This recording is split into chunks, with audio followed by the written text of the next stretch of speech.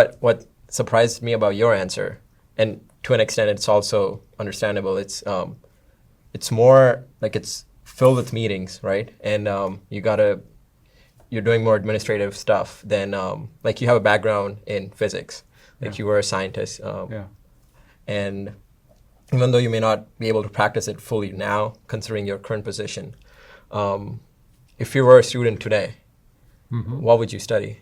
Well, let me push back a little bit on not practicing physics today, right? So I think all of these professional pathways that you go through in higher education, post-secondary education, can illuminate your whole life, right? So physics has given me a base from which I kind of typically operate. It gives me, I look at data, I look at trends, I look at opportunities, I look at, how things are working, metrics, etc. Not always solving equations on computers, but I could do that at pressed again.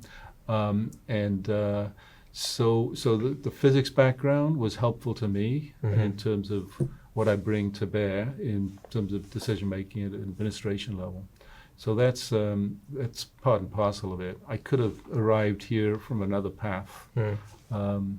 I think the science and technology is perhaps good for quantitative reasoning and so forth, but it maybe is a little limiting in terms of discussion on the one hand, on the other hand, debate, judgment, discernment of issues. And so you try to learn, from where you are to where you need to get to pull these different skill sets together.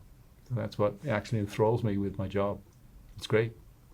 So I'm not leaving physics behind. Okay. Once a physicist, always a physicist. That's Once a mechanical engineer, always a mechanical engineer. True. So you never kind of lose it, but you can build and accrete different skill sets as you move through your, and be open to lots of other, issues and things that you can do, things that you can learn.